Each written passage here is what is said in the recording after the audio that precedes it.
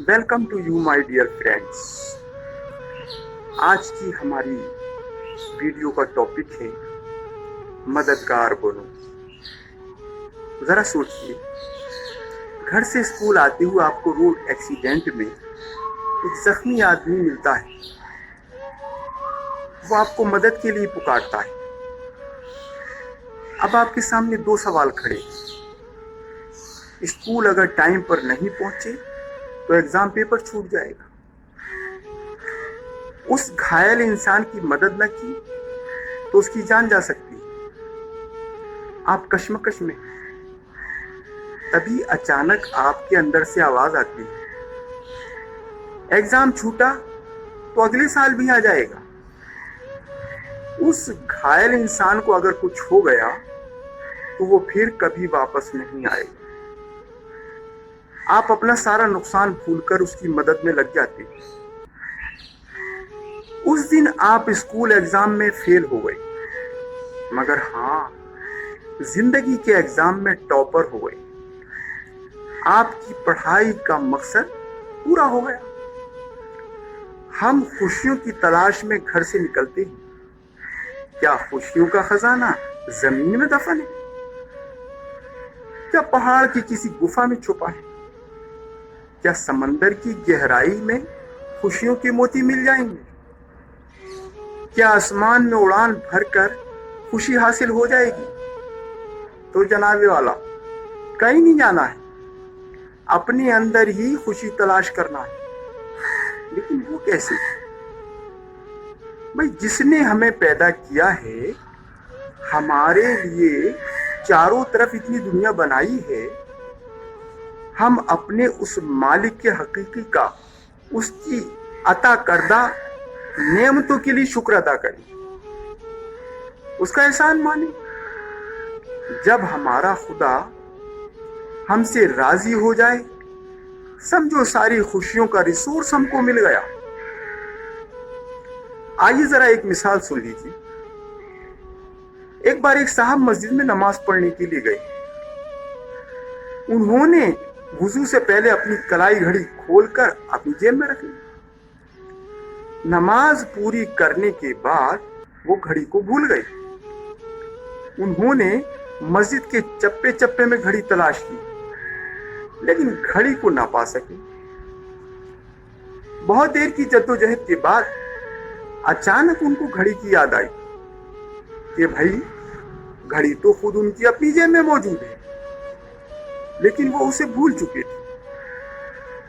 ٹھیک ویسے ہی ہمارا رب ہماری شہرت سے زیادہ قریب ہے، لیکن جب ہم اسے بھول چکے ہوتے ہیں تو ہمیں دور لگتا ہے. اور جس کے خدا قریب ہو، اس کی ساری خوشیاں قریب ہو جاتی ہیں. بات کافی آگے نکل گئی. بات یہاں سے نکلی تھی کہ آخر ہم اس کا شکریہ کیسے ادا کریں، اس کا احسان کیسے مانیں. کوئی آدمی ہم سے پوچھتا ہے، بھائی کیا حال ہے؟ ہم کہتے ہیں، ارے رب کا بڑا شکر ادا اور احسان عظیم ہے. یہ بات صرف زبان سے ادا ہو گئی. رب کا شکر ادا کرنا اس بات میں ہے کہ ہم اس کی عطا کردہ نعمتوں یا تحفوں کو اس کے دوسرے بندوں میں بانٹیں. اس کے دیے مال دولت میں سے اس کے بندوں کی مدد کریں. ماں باپ ہو، رشتے دار ہو، پڑوسی ہو یا گھریلو نوکر، وہ سب کے ساتھ احسان یا صلہ رحمی کریں. ان سے اپنے لیے اس کے بدلے کے طلبگار نہ ہوں. اپنے قیمتی وقت میں سے وقت نکال کر کمزوروں، مریضوں یا سماج کے کمزور لوگوں کی دیکھ بھال کریں. کچھ نہ صحیح تو کسی یتیم کے سر پر پیار بھرا ہاتھ ہی پھیر دیں. کچھ نہ ملے تو راستے سے ہی پتھر یا کانٹے ہی ہٹا دیں. کسی پریشان حال کی پریشانی دیکھ کر اس کے لیے ہمدردی کے 4 الفاظ ہی بول دیں. لوگوں کی طرف جتنے مددگار ہاتھ آپ کے بڑھیں گے اتنی ہی خوشیاں آپ کے دل کے دروازے پر دستک دیں گی۔ آپ کھانا کھا رہے ہیں، بھوک بڑی زوروں پر ہے، اسی بیچ کوئی بھوکا انسان آپ کے یہاں دستک دیتا ہے، آپ اپنا سارا کھانا اٹھا کر اس کو دے دیتے ہیں۔ آپ کو بھوک کی تکلیف تو ہوگی، مگر اسی تکلیف کے اندر ایک روحانی سکون کا احساس ہوگا۔ آپ کو لگے گا جسم کی بھوک تو مٹی نہیں، لیکن روح کی بھوک ضرور مٹ گئی۔ اگر آپ کو زندگی جینے کا صحیح طریقہ سیکھنا ہے تو رسول پاک صلی اللہ تعالی علیہ وسلم کی سیرت پاک کی اسٹڈی ضرور کریں۔ آپ کے دربار میں مانگنے والے تھک جاتے، مگر آپ کی دستی مبارک عطا کرنے سے نہ تھکتے۔ آپ کا یہی طریقہ صحابہ کی زندگی میں اترا اور صحابہ سے ہوتا ہوا بزرگان دین تک چلتا رہا۔ دنیا میں جہاں کہیں بھی اللہ کے نیک بندے رہے، ان کے آستانوں پر اللہ کے بندوں کے لیے ہر قسم کی مدد کا سلسلہ جاری رہا۔ اس کو ہم لوگ لنگر بھی کہتے ہیں۔ جو لوگ دوسروں کی بھوک مٹاتے ہیں انہیں بھوک نہیں لگتی۔ یہاں سے چند ہی کلومیٹر دوری کے فاصلے پر محبت اور بھائی چارے کا لنگر بانٹنے والے ایک اللہ والے کی آرام گاہ ہے۔ لنگر اور خدمت خلق کے یہ دو الفاظ میں نے وہیں سے سیکھے۔ خدا ہم لوگوں کو بھی تعلیم کا لنگر بانٹنے کی توفیق عطا فرمائے۔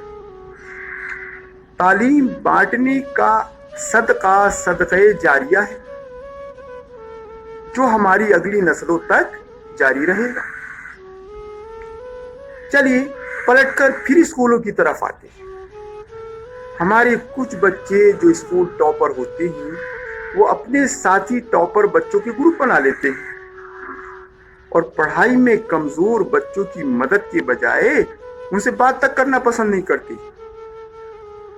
بچوں میں یہ عادت بڑی خطرناک ہوتی ہے۔ جن بچوں میں بچپن سے ہی ایسی عادت بن جاتی ہے وہ آگے چل کر انجینئر، ڈاکٹر یا کوئی دوسرا بڑا پیسہ کمانے والا روبوٹ مشین تو ضرور بن سکتے ہیں، لیکن انسانوں کی جماعت سے دور رہتے ہیں۔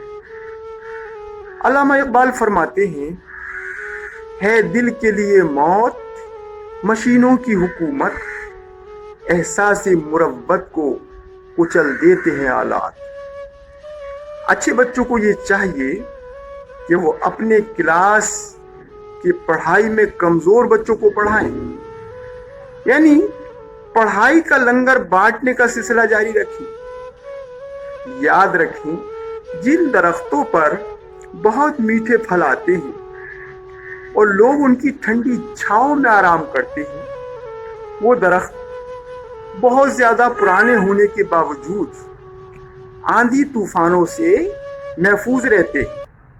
جن اللہ والوں کے یہاں سے انسانیت کو فائدہ پہنچا، آج بھی ان کو لوگ اپنے دلوں میں زندہ رکھے ہوئے اور ہر سال ان کی آرام گاہ پر پہنچ کر ان کو خراج عقیدت پیش کرتے ہیں۔ ابھی اسکول بندی کے اس ماحول میں اگر کوئی سمجھدار بچہ پڑھنے پڑھانے کی سرگرمیوں میں لگتا ہے تو یہ اس کی ایک عظیم سوچ ہو۔ ہمارے پاس کتنا ہی بڑا علم کا ذخیرہ کیوں نہ ہو، اگر ہم اسے دوسروں میں بانٹ کر اس کا صدقہ نہیں نکالتے تو وہ ہم سے بھی نکل جائے گا۔ یاد رکھو، جتنا علم کا لنگر بانٹو گے اتنا ہی تمہارے پاس اس کا ذخیرہ بڑھے گا۔ عقل اور علم دونوں اللہ کی عظیم نعمتیں یا تحفے ہیں۔ جتنا انہیں اللہ کے بندوں میں بانٹو گے اتنا ہی ان نعمتوں یا تحفوں میں برکت ہوگی، اور دنیا سے جانے کے بعد بھی हम अपनी कुछ यादों के अक्स लोगों के दिलों में जरूर छोड़ जाएंगे।